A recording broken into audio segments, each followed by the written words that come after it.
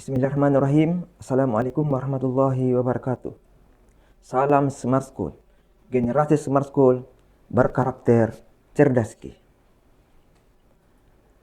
Bapak dan Ibu sekalian, serta anak-anakku sekalian yang dimuliakan oleh Allah Subhanahu wa taala, insya Allah pada kesempatan ini kita akan belajar materi biologi.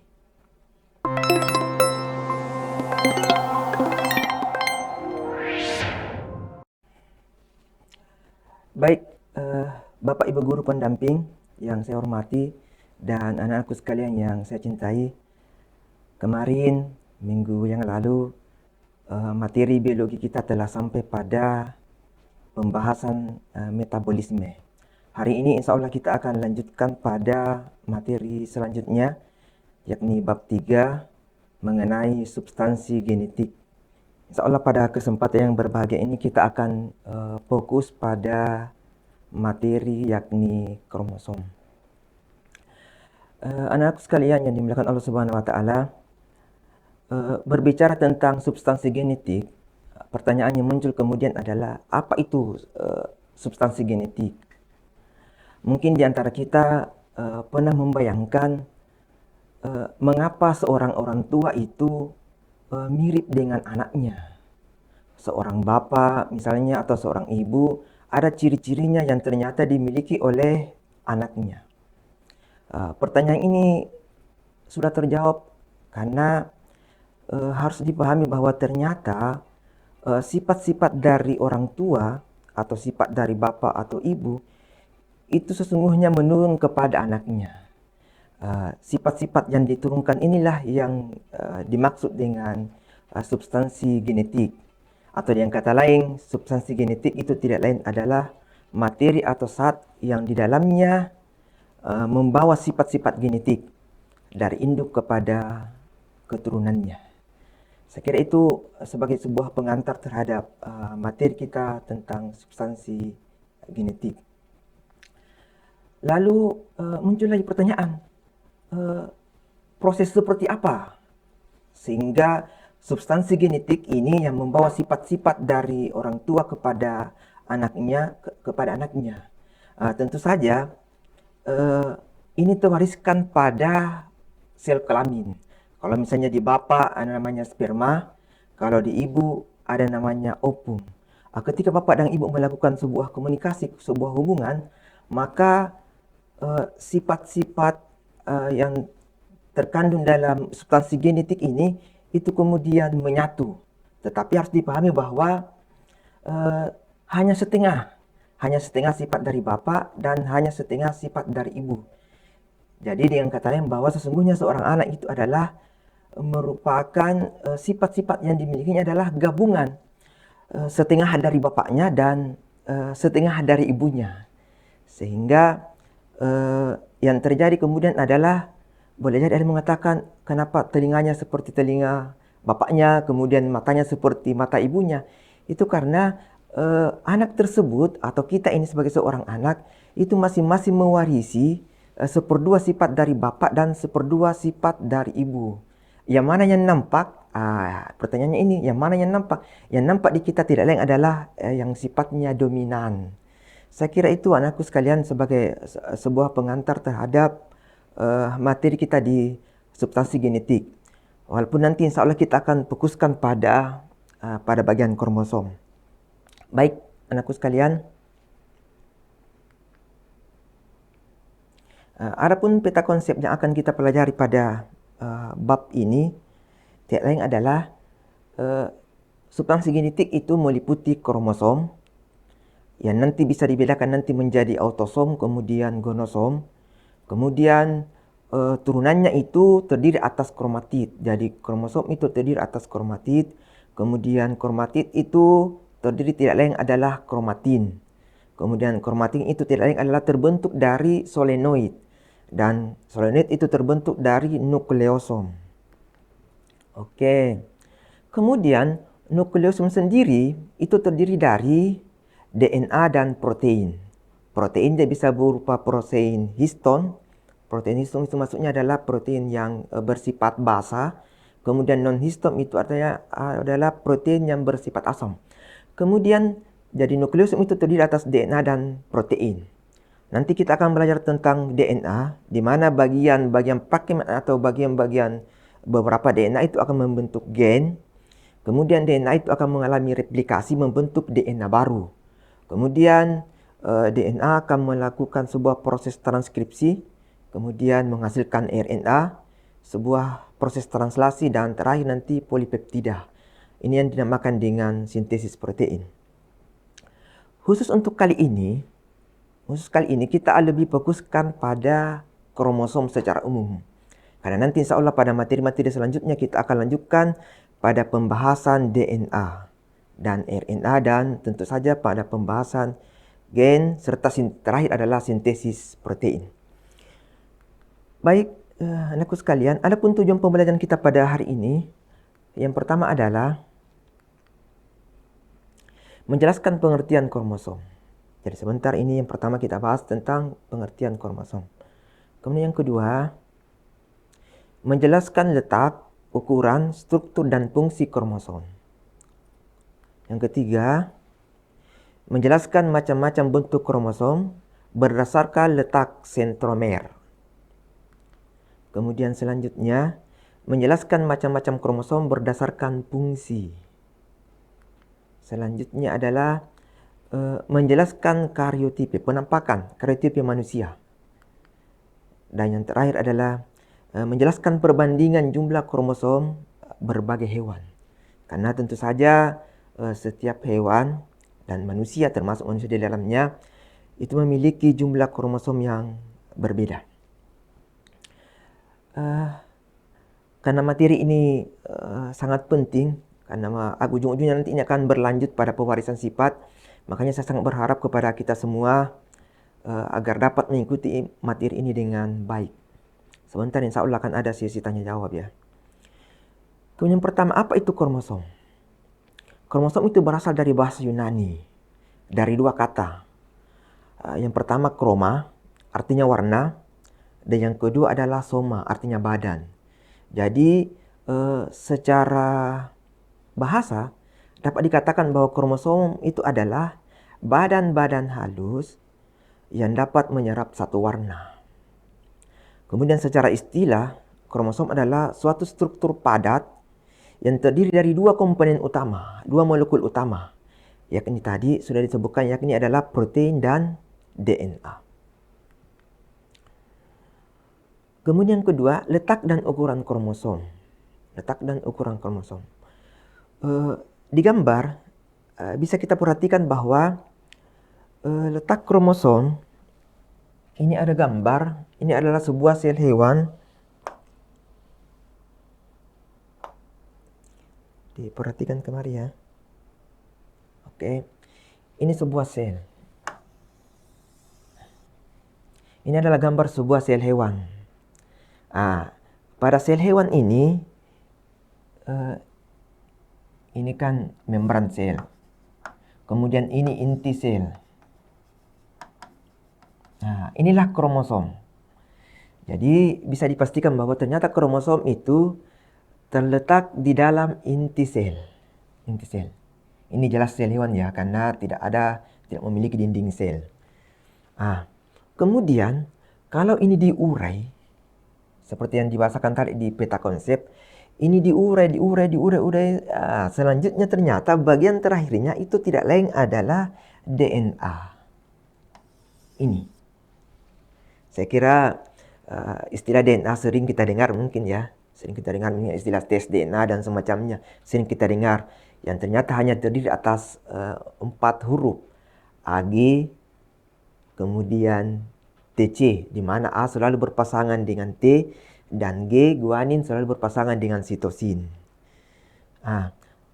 Jadi tidak lain ternyata adalah kumpulan-kumpulan atau rantai polipeptida yang tidak lain adalah ini. Rantai polinukleotida tidak lain adalah DNA. Jadi sudah terjawab bahwa ternyata kromosom itu terletak di dalam inti sel. Adapun ukurannya dapat kita lihat di sini. Untuk diameternya itu hanya sampai 0,2 sampai 20 mikron. Ini diameternya. Kemudian panjangnya itu antara 12 sampai 50 mikron. Sekali lagi anakku sekalian, ini menggambarkan bahwa ternyata kromosom yang terdapat di dalam inti sel itu tidak lain adalah kumpulan dari rantai polinukleotida yang berpilin yang luar biasa panjangnya. Sebentar nanti akan dijelaskan lebih jauh pada pembahasan strukturnya. Tetapi yang jelas bahwa sudah ada gambaran bahwa ternyata kalau kromosom ini diurai, tidak lain adalah benang-benang kromatin, kemudian di ujungnya tidak lain adalah rantai DNA atau polinukleotida. Baik anak-anakku sekalian, kita lanjutkan. Kemudian struktur kromosom.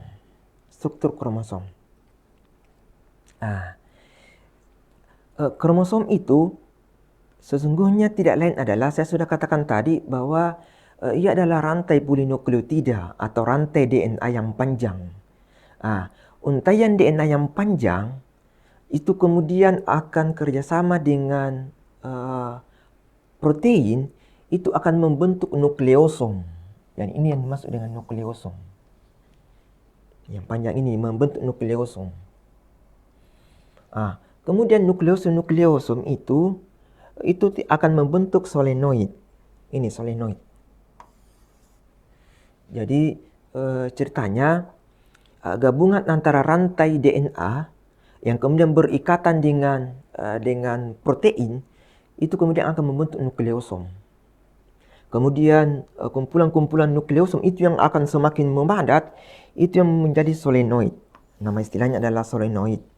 Kemudian solenoid itu kemudian lipatan-lipatannya yang semakin menebal, kemudian akan membentuk kromatin. Dan kromatin ini semakin menebal, memendek, itu akan membentuk namanya kromatid. Kemudian kromatid ini nanti akan menjadi kromosom. Inilah kromosom. Beginilah struktur awal.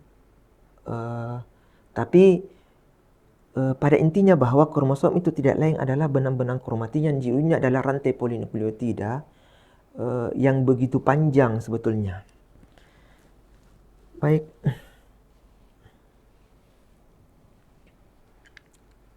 Kita lanjutkan. Kalau nanti ada pertanyaan insya Allah sebentar ya, anakku sekalian. Kemudian struktur kromosom. Kalau tadi kita jelaskan tentang kromosom yang di dalam ini. Yang kita jelaskan tadi adalah struktur kromosom yang di dalam ini. Sekarang kita coba bahas tentang satu kromosom secara utuh. Kromosom itu terdiri atas dua bagian utama. Yang pertama disebut dengan sentromer. Yang mana sentromer itu? Yang ini yang disebut dengan sentromer. Dan yang kedua adalah lengan kromosom. Jadi pada dasarnya kromosom itu hanya terbagi atas dua bagian utama. Yang pertama adalah sentromer dan yang kedua adalah lengan kromosom. Apa itu sentromer? Sentromer itu adalah bagian dari kromosom yang tidak menyerap warna. Atau dia berwarna cerah. Mengapa berwarna cerah? Karena tidak mengandung gen di dalamnya. Sebentar kita lebih jauh jelaskan. Apa fungsi sentromer? Yang pertama adalah berperan dalam pembelahan sel. Dan yang kedua adalah sebagai tempat melekatnya benang-benang gelendong. Nama lain dari sentromer orang biasa sebut dengan kinetokor. Tapi sesungguhnya berbeda ya. Ini yang disebut dengan kinetokor. Tetapi ia melekat pada sentromer. Atau dengan kata lain bahwa kinetokor itu adalah bagian luar dari sentromer, di mana sebagai tempat melekatnya benang-benang gelendong pada saat terjadi pembelahan sel. Sentromer tidak memiliki gen, makanya sekali lagi ini tidak berwarna. Dan fungsi yang lain adalah mengikat dua lengan kromosom. Itu sentromernya. Kemudian lengan kromosom. Lengan kromosom yang ini. Kalau ini dua lengannya ya, bagian sini dengan bagian sini. Lengan kromosom terdapat di dalamnya yang pertama adalah selaput. Yang selaput yang ini. Ini yang disebut dengan selaput. Apa fungsinya? Itu melindungi dan melapisi kromosom. Sehingga semua bagian-bagian kromosom ini terlindungi. Kemudian yang kedua adalah matris. Jadi ternyata di dalam kromosom itu ada matriksnya. Yang ini matriksnya. Ini matriks ya. Yang hitam-hitam ini yang disebut dengan matris. Berupa cairan. Termasuk juga di dalamnya dia bagian pelindung. Pelindung di bagian dalam karena ia berupa cairan. Cairan yang terdapat dalam kromosom. Kemudian yang ketiga adalah kromonema. Yang kita bahas mulai dari DNA sampai kromatid tadi, inilah sesungguhnya kromonema. Yang tidak lain adalah ini. Ini kromonema. Kromonema. Jadi, mulai kita bahas tentang DNA sampai kemudian menebal menjadi kromatid, tidak lain itu adalah kromonema. Tidak lain kromonema atau dengan kata lain kromonema itu tidak lain adalah plastida yang semakin menebal, itu namanya. Kromonema benang halus yang berpiling dan terendam dalam matris. Kemudian di dalam kromonema inilah terdapat kromomer. Ini yang penting. Saya garis bawahi, kita garis bawahi ya, terdapat kromomer. Biasa juga disebut dengan granula besar. Di mana di dalam kromomer inilah terdapat yang namanya lokus. Saya lingkari. Apa itu lokus? Tempat melekatnya gen. Jadi di dalam kromonema ini lokusnya. Inilah kromomernya. Dan di dalam kromomer ini terdapat lokus dan di dalamnya itu ada gen. Sebetulnya di samping kromomer ada juga namanya kromiol. Granula kecil. Cuma di dalamnya tidak terdapat gen. Yang terdapat di dalamnya gen adalah yang kromomer. Yang granula besar. Karena terdapat lokus di dalamnya. Jadi anak-anakku sekalian, sedikit saya review yang pertama tadi, bahwa ternyata DNA itu kalau misalnya dipendekkan sampai terbentuk kromatid, dan ternyata kalau ia disatukan, inilah kromatid itu tidak lain adalah penebalan dari ini. Penebalan kromatid tidak lain adalah kromonema. Kromonema itu. Dan di dalam kromonema itu ada granula besar dan ada granula kecil. Granula besar itu namanya kromomer. Di dalamnya ada lokus, dan di dalam lokus itulah ada gen-gen. Dan harus dipahami bahwa ternyata gen-gen yang terdapat pada lokus itu tidak lain adalah fragmen-fragmen atau bagian-bagian DNA yang sudah membentuk satu sifat. Jadi kapan sebuah rantai polinukleotida gen sudah membentuk satu sifat, maka itu yang disebut dengan gen. Ini mudah-mudahan bisa dipahami ya. Itu di bagian lengan. Kemudian selanjutnya akan ada yang disebut dengan satelit. Satelit itu apa? Bagian ujung lengan dari kromatid. Jadi ini kromatidnya tadi, bagian ujungnya inilah yang disebut dengan satelit. Kemudian ada juga yang disebut dengan telomer. Telomer ini bagian ujungnya. Bagian ujung dari kromosom itu telomer. Berfungsi untuk ini, untuk menjaga stabilitas sebagian ujung kromosom agar DNA tidak terurai. Jadi fungsinya menjaga agar DNA di dalam ini, karena semua ini DNA, itu tidak terurai. Jadi anak-anakku sekalian, sekali saya bahasakan, kita fokuskan di sini. Karena nanti yang membawa sifat sesungguhnya itu tidak lain adalah gen. Di mana gen ini adalah bagian dari fragmen atau bagian dari DNA. Sudah membentuk satu sifat, letaknya di lokus, itulah gen. Jadi sifat-sifat kita yang merupakan warisan dari bapak ibu kita, itu sesungguhnya diwariskan di sini. Diwariskan di kromosom.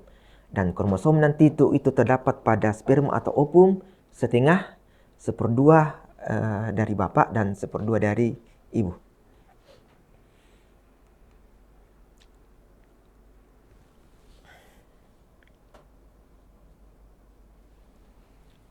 Oke, baik. Kita lanjutkan.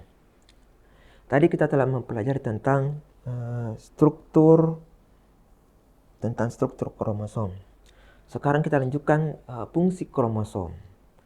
Fungsi kromosom di sini lebih bermakna umum. Yang pertama adalah menyimpan informasi genetik yang akan membentuk sifat serta ciri khas individu. Jadi perlu dipahami bahwa sesungguhnya yang membawa sifat itu adalah gen. Cuma gen ini terletak di dalam kromosom. Makanya fungsi gen itu sendiri sesungguhnya tidak lain adalah bagian dari fungsi kromosom. Karena kromosom itu terdapat di dalamnya gen. Baik, yang kedua adalah menentukan jenis kelamin setiap individu. Nanti sebentar akan kita lebih jauh lihat seperti apa model-model kromosom. Dan akan dibedakan nanti kromosom tubuh dan kromosom kelamin. Kemudian yang ketiga adalah berperan dalam proses pembelahan sel. Jadi salah satu ciri makhluk hidup juga adalah tumbuh dan berkembang. Tumbuh dan berkembang itu ditandai dengan adanya pembelahan sel.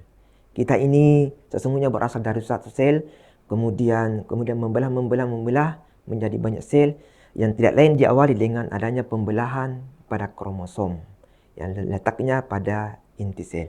Insya Allah nanti tentang pembelahan sel akan dibahas nanti pada materi-materi selanjutnya. Pada pembelahan mitosis dan meiosis. Kemudian selanjutnya adalah berperan dalam proses transkripsi DNA untuk membuat sintesis protein. Pencetakan, perbanyakan DNA kemudian akan membentuk sintesis protein.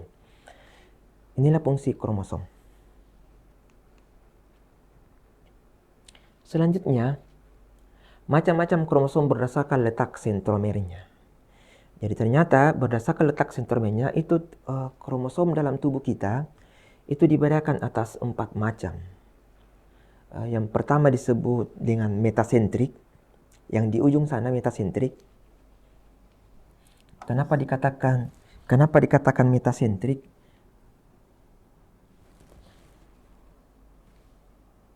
Kenapa dikatakan metasentrik? Karena memiliki kedua lengan yang sama panjang. Makanya inilah disebut dia kromosom metasentrik. Kemudian yang kedua ada juga disebut dengan kromosom submetasentrik. Yang ini. Submetasentrik. Lengannya hampir sama panjang. Tadi sudah jelaskan ya. Kemudian yang ketiga adalah akrosentrik. Yang ini. Lengannya satu yang pendek, kemudian satu panjang. Agak jelas perbedaannya. Kalau yang ini agak mendekati sama panjang, kalau yang di sana tadi metasentrik itu sama panjang. Kemudian selanjutnya adalah telosentrik. Telosentrik ini itu hanya satu lengan. Karena di ujungnya sudah langsung sentromer. Hanya memiliki satu lengan. Makanya disebut dengan telosentrik. Sementara nanti kita akan lihat seperti apa model-modelnya nanti ketika membahas tentang kromosom pada manusia. Kemudian, macam-macam kromosom berdasarkan fungsinya.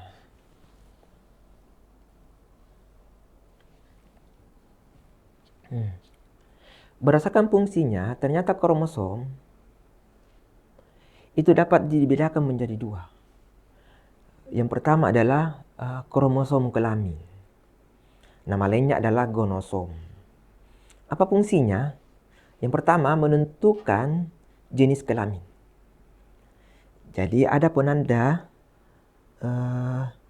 tidak lain kromosomnya itu yang pertama adalah kromosom X ataukah Y. Jadi anakku sekalian, pada sperma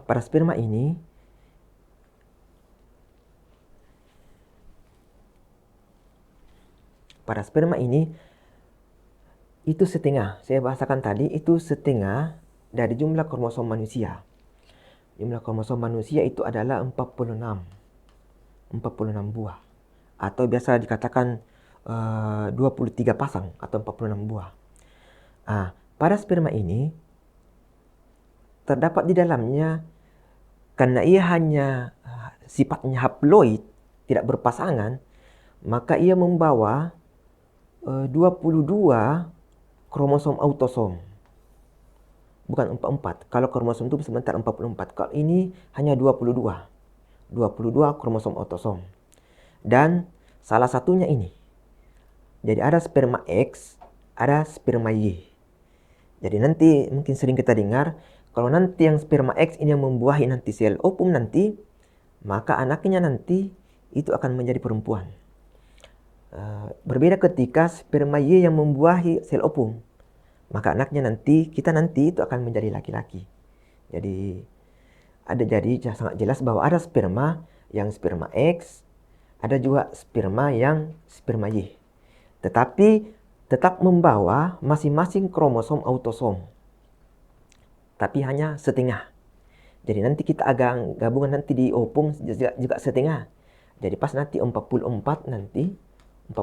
autosom nanti kalau digabung, kemudian XX ataukah XY. Jadi nanti kalau ini perempuan nanti anaknya, kalau ini laki-laki. Itu tentang kromosom kelamin atau gonosom. Dan ia terletak dalam ovum ataukah terletak dalam sperma. Kemudian yang kedua, ada yang juga disebut dengan kromosom tubuh. Nama lainnya adalah autosom tadi, disimbolkan dengan A. Apa fungsinya? Menentukan sifat-sifat sel somatis, sifat-sifat tubuh. Artinya apa? Anakku sekalian, ternyata sifat-sifat tubuh itu sesungguhnya itu terletak di dalam kromosom tadi. Karena kromosom tadi itu di dalamnya ada gen. Jadi mulai dari ujung rambut sampai ujung kaki, itu sifat-sifat tubuh sesungguhnya terbawa oleh kromosom, terbawa oleh gen dari bapak dan ibu kita. Sekali lagi, yang mana yang nampak adalah yang mana yang dominan. Contoh misalnya, kalau ibu rambutnya lurus turun ke kita, bapak rambutnya keriting, maka ingat keriting itu dominan terhadap lurus. Maka sifat keriting dan lurus ada di kita, cuma penampakannya di kita adalah keriting. Karena keriting itu dominan terhadap lurus. Itu yang harus dipahami. Jadi kita kembali bahwa kromosom autosom itu atau tubuh itu mengatur sifat-sifat kita mulai ujung kaki sampai ujung rambut. Misalnya warna rambut, kemudian model rambut, pokoknya semua. Hanya satu yang tidak ditentukan oleh autosom, hanya jenis kelamin kita. Apakah kita laki-laki atau perempuan, karena ini ditentukan oleh kromosom gonosom tadi. Kemudian sifatnya diploid. Diploid. Kalau tadi setengah, kalau ini pas sepasang, jadi 44. Pas sepasang 44. Jadi kalau ada sebuah sel, maka ia utuh 44 buah pada kromosom ini, kromosom autosom kita yang terletak pada sel-sel tubuh kita.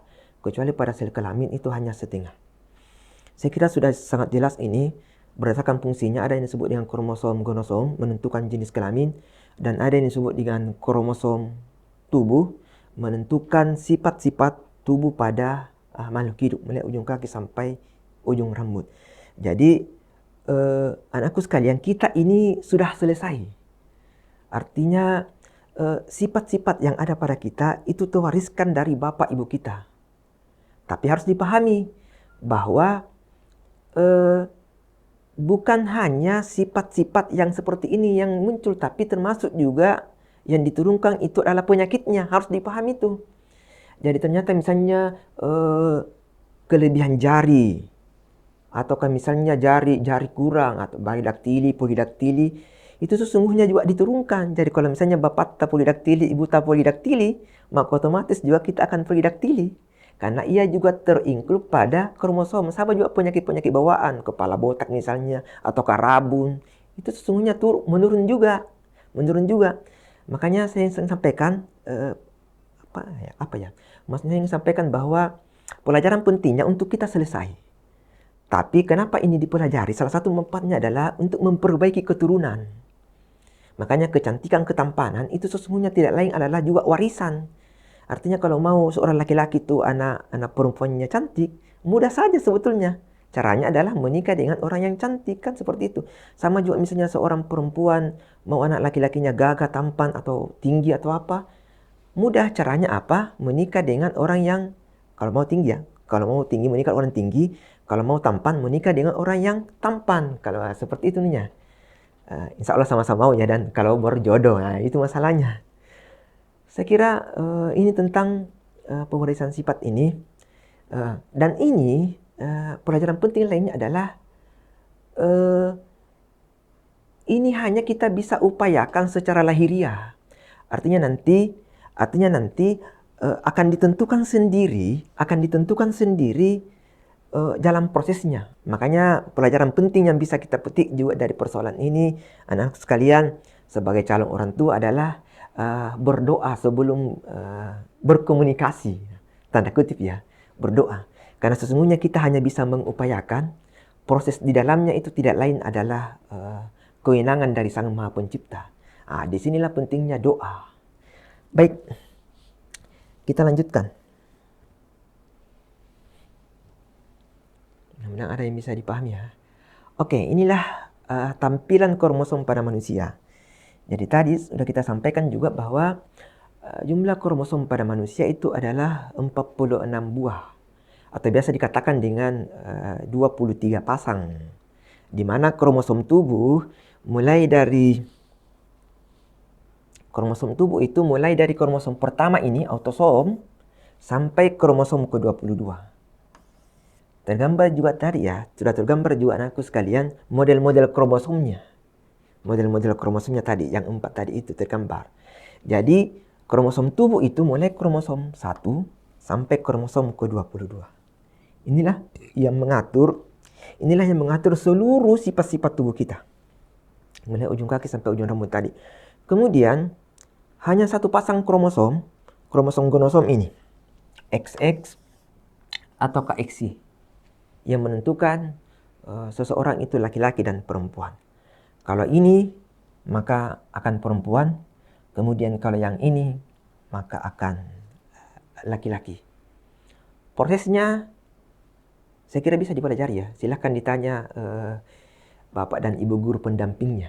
Karena sesungguhnya bisa diupayakan pelajaran penting ke depan kalau kita berkeluarga itu bisa disetting anak pertama kita mau laki-laki atau mau perempuan. Tapi sekali lagi kembali bahwa tetap yang menentukan adalah Sang Maha Pencipta. Tetapi yang namanya manusia tetap bisa berusaha.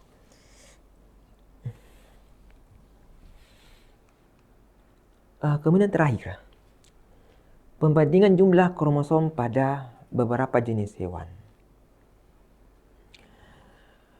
Di layar anakku sekalian sudah nampak jelas bahwa ternyata di antara 5 hewan, maaf ya anakku sekalian, manusia itu memang dalam biologi itu dikelompokkan dalam kelompok hewan. Meskipun tingkatannya dia adalah hewan paling tingkat tinggi. Lalat buah itu hanya memiliki 8 kromosom. 8 kromosomnya hanya memiliki 8 kromosom. Atau 4 pasang. Jadi simbolnya yang di sana ini. 3 autosom XX. Kemudian nyamuk. Nyamuk ternyata hanya memiliki 6 buah kromosom. Atau 3 pasang. Kemudian manusia, sebagaimana disampaikan juga tadi, itu memiliki 46 buah kromosom atau 23 pasang. 22 mengatur kromosom tubuh, sifat-sifat tubuh, dan hanya 1 pasang yang mengatur sifat-sifat kelamin. Kemudian orang utan itu memiliki jumlah kromosom 48 ataukah 24 pasang. Berbeda 2 dengan kita, lebih 2, lebih banyak orang utannya dibanding kita. Kemudian gorila juga memiliki 48 buah kromosom atau 24 pasang. Inilah menandakan bahwa ternyata di antara berbagai jenis hewan itu tidak sama kromosomnya. Tidak sama materi genetik yang ternyata di dalamnya itu ada gen, dan gen inilah sesungguhnya yang menentukan sifat suatu makhluk hidup. Saya kira ini yang bisa saya sampaikan pada kesempatan ini. Insya Allah nanti kita akan lanjutkan dengan sesi tanya jawab dan diskusi. Silakan raise hand yang ingin bertanya. Saya kira cukup ya, karena waktu kita, anak-anakku sekalian, Bapak Ibu guru yang pendamping yang saya hormati, saya kira cukup pembahasan kita pada kesempatan ini. Adapun misalnya kalau misalnya ada yang mau ditanyakan, saya kira Bapak dan Ibu guru pendamping di sekolah itu kemudian bisa memberikan apresiasi, bisa memberikan penjelasan lebih jauh terhadap anak-anak kita masing-masing. Yang jelas mudah-mudahan apa yang bisa sampaikan pada kesempatan ini ada hikmah di dalamnya, dan permohonan maaf juga kalau misalnya dalam penyampaian tadi ada yang tidak jelas, termasuk juga jawabannya yang ada yang kurang memuaskan ya. Mohon maaf, kita sama-sama berinteraksi, sama-sama belajar, sama-sama juga ini ya, sama-sama masih dalam sebuah proses. Sehingga saya sangat berharap kepada Bapak Ibu pendamping itu penjelasan lebih jauh diharapkan kepada anak-anak kita yang masih membutuhkan penjelasan. Karena saya kira amat terbatas forum kita pada kesempatan ini. Cuma harapannya sekali lagi, mudah-mudahan apa yang saya sampaikan pada kesempatan ini dapat bermanfaat untuk kita semua. Sekali lagi mohon maaf atas segala kekurangan dan kehilapan. Terima kasih atas segala partisipasinya. Pasal akhirat. Wassalamualaikum warahmatullahi wabarakatuh. Salam Smart School, generasi Smart School berkarakter cerdas.